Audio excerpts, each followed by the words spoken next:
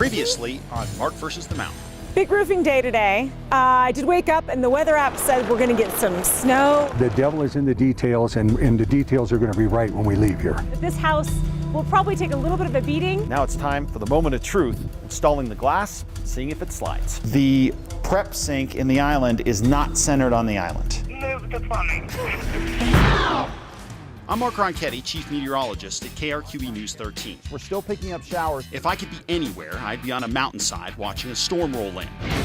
What if my family, is this even right? You look like such a fool. That's mostly how it is. Tried to build a home in one of the most extreme weather environments possible, in one of the most stunning spots in the state. You totally nailed that on take 13. Zero reason to get this coffee. Whoa! Might even make for a pretty cool TV show. All right, Mark, here's your mountain. This is Mark versus the Mountain. I'm betting on the mountain. It is really coming down now. It is officially snowing here. Yeah, well, grapple, but we're good. Oh, weatherman, it is snowing, people. And I care about today because today is our energy day. So we're talking, how are we going to keep ourselves warm in this house? Yes, energy efficiency is key. So Dale Jackson is our spray foam insulator. He'll be working the next couple of days. We're going to show you that process from start to finish, and it is cool. And we also have New Mexico Gas here. They're going to bury the propane tank. So we're hoping Dale's work will make sure that we use less propane during the winter. Propane is our heat source, so we want to make sure this house is nicely insulated, so we don't have to use very much propane, is the goal. So we'll see. It's going to be a cool ride today. It is freezing. Oh, this is awesome. I am ready to go inside.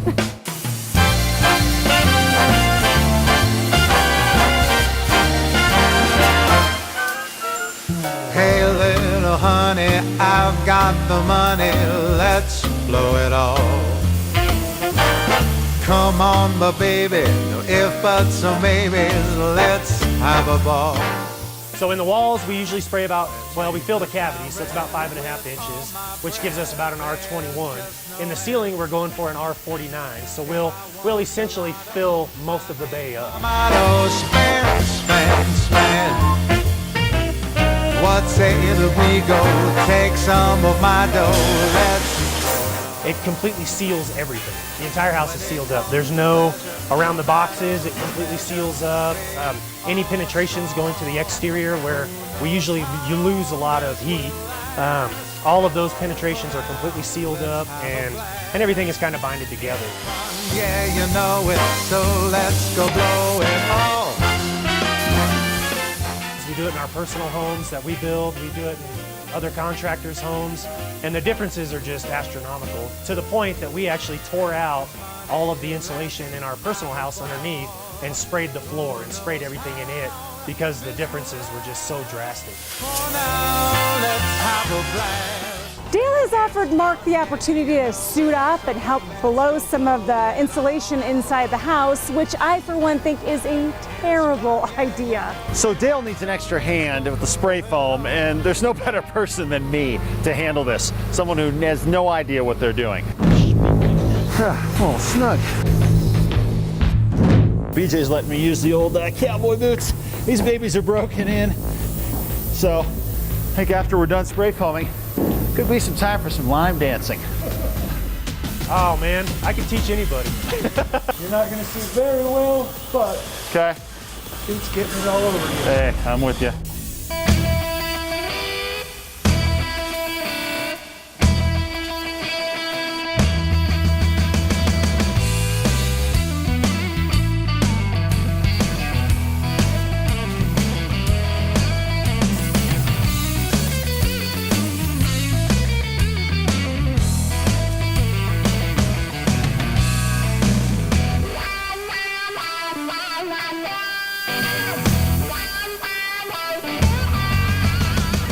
That was incredible. So here's my mask. It's really tough to see. Check that out. You're trying to see through that as you're spray foaming, but it is really cool. It just explodes, and the walls are relatively easy to do, relatively. But the ceilings are much, much tougher. And it comes out so warm, and then as it hits you, it like warms on your skin and really expands. And that's what allows it to fill every crack and crevice here. So that's why this stuff is so energy efficient, so much better than the old battens, which would leave little spaces where you could have heat escape. That doesn't happen with this stuff. And because of that, it's well worth the money to use it at an elevation like this. This is what it looks like once you're all done, and before they come in and shave it and even it so you could get the drywall in. So this is sort of half the job. This is probably the easy part of the job. The tough part's gonna be coming in and shaving all this stuff off.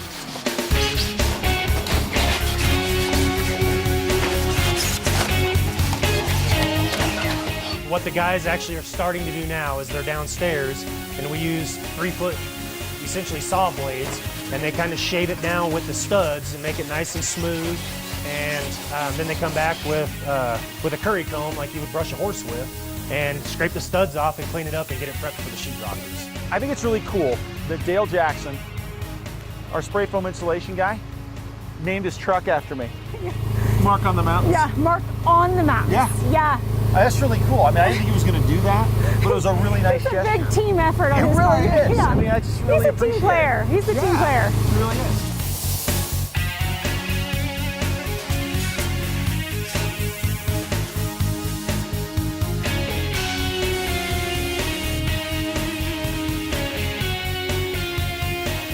It not only acts as an insulation, it acts as it's a sound dampener. It's the mice, varmints don't like it, so they won't chew through it and live in it, which is awesome up here in the mountains. In town at 8,600 feet, temperatures are pretty cold, but up here with 60, 70 mile an hour winds and -0 temperatures, spray foam insulation is going to be huge for you guys.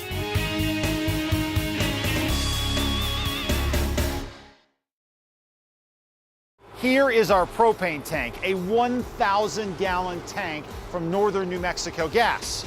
But we have a little problem. We were anticipating getting a 500-gallon tank, so the hole we have dug is not big enough.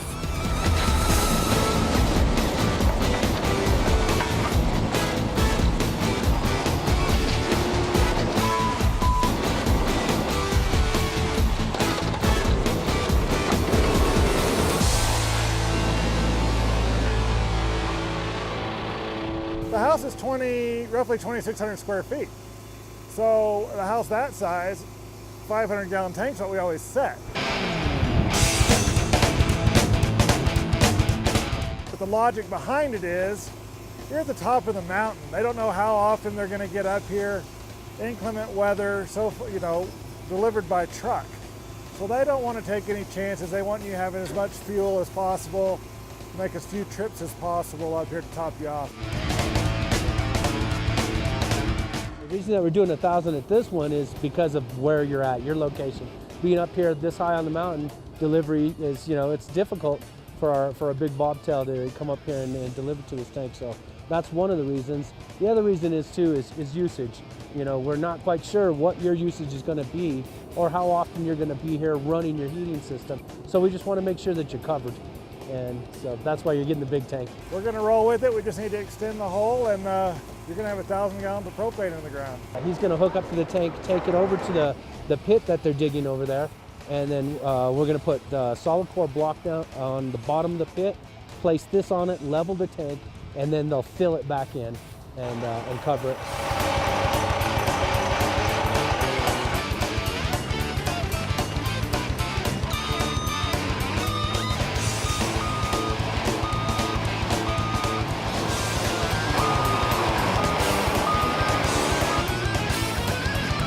So we still have an issue with this tree. BJ's got to get it to lay down and not do damage to the tank. But you can see the roots of the tree are right up against that tank. So you got to be really careful in getting this thing out so that the tank isn't damaged and that those rocks, which are sitting next to the tree, don't hit the tank either.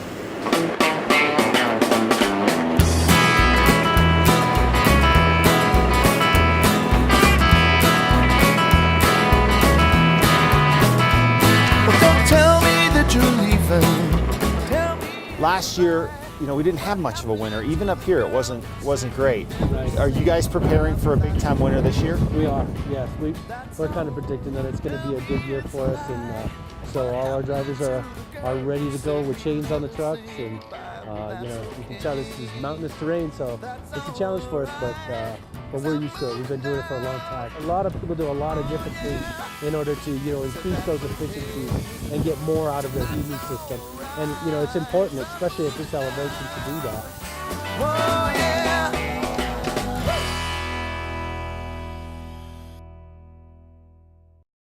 We have more siding on the house now. It's this beetle kill wood, which I love, except one thing. What color we got here, Mark? We are, ladies, still a little green. How do we feel about the green? Well, I really like this, the brick, but I don't like that at all. You like the stone, but you don't like the green. I'd rather have it match that brown right there. Oh, you want the brown? Yeah, I don't like that. It was kind of supposed to be more grayish. Well, I think it's going to fade to gray. Yeah, okay, maybe. snake oil. You ever make a mistake in your marriage and you know you're dead to rights and you just got to find a way out of it?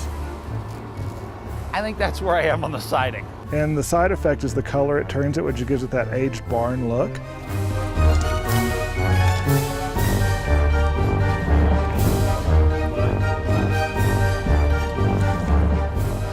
This is going to end up changing color. It's going to slowly fade to a gray and look great.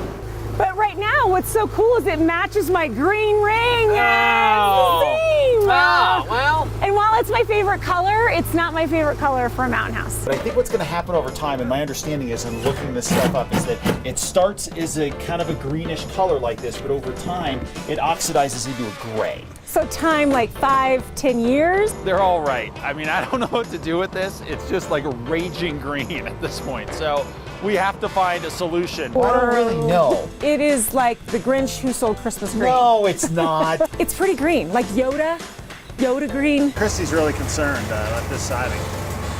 Well, it's not gray, it's a greenish tint, but it's a process. I mean, that's the reaction we discussed. It will gray. It's just going to take a little bit of time. How long?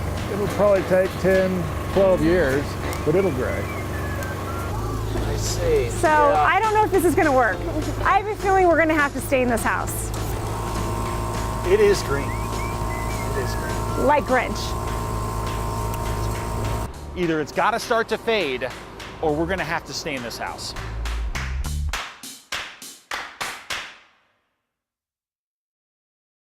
So here's the deal.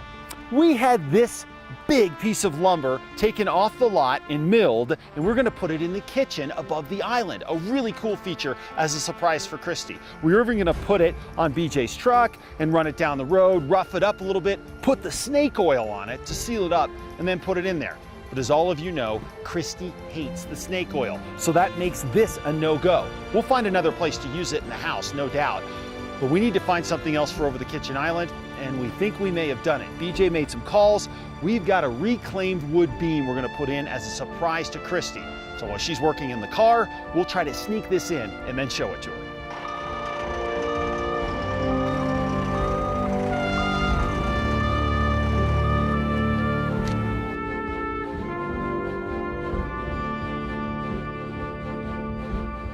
This should do the trick. Okay. I think we need to consult Krysty throughout the rest of the finished selections. I don't think you, Andy, and I are quite the decorating team, especially as we get inside. Right. But this beam is unbelievable. If she doesn't like this, I'm walking. It was a floor joist in a barn that probably dates from a little bit after the Civil War, so we're talking late 19th century stuff. And it's very cool because typically these square timbers have mortise holes. This one doesn't have any mortise holes, so it's going to be a great view on all sides for you. I think it'll be a great addition to your house. Unreal. This thing is heavy. We've got about 12 guys here. Part of the framing crew, part of the excavation crew, and part of the foaming crew, all going to help us try to get this thing in the house and up above the kitchen.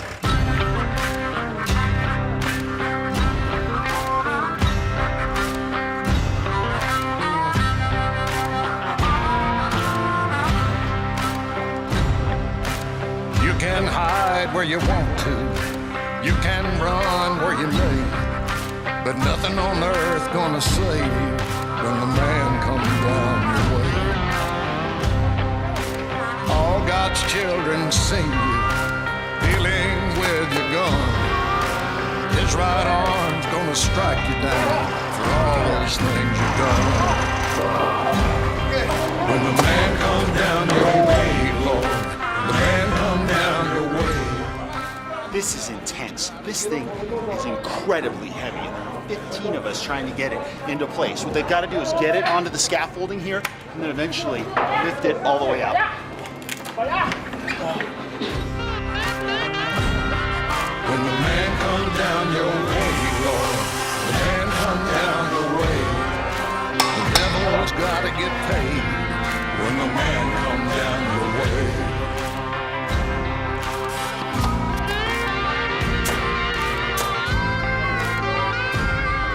When the man come down your way, Lord, the man come down. You see people doing this. Is this Oh, how yeah. it always Oh, we is? did it really well today. That was perfect. I love it. It looks great up there. This work we do is a little bit dangerous, so we have to take our time and just be very careful. So here's the thing. I know you were not thrilled about the snake oil beam. No, Okay. no. So made some calls. Okay, BJ worked a little magic, okay. and through the magic of about 15 people hoisting this thing up, we have a beam for you.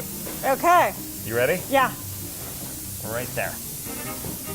Oh, wow. It is so cool. You See think how so? much cooler that is than snake oil? Well, snake oil has its place. Oh my gosh, this is like legit. Oh, it is legitimate. This is outstanding. Yeah. I love it. I love it. I love it. I love it. I love it. So we have one other thing for you. Okay. Your mantle. Okay. So you like this look, right? Oh my gosh. Okay. It's like all I've wanted in the whole house. So Paul came up with another really cool option. And it's right here. This is spectacular. Like, this is exactly what I want. I mean, exactly. Yeah. I love it. I cool? love it. And then it's going to go above the fireplace without your stupid TV. Like, why would you reckon a beautiful Oh, this thing is TV? it's a perfect heat blocker for a beautiful 80-inch television Oh my set. gosh. Right here. No way, no way, no Yeah. way. If I could do my whole house with this stuff, I would. Yeah. You know? Yeah. It's just that great. I Yeah. love it. Looks good, doesn't it? Yay! Yeah, cool. All right, I'm glad you like it. totally redeemed yourself.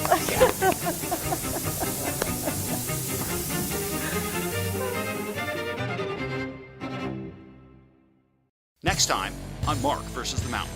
It's time.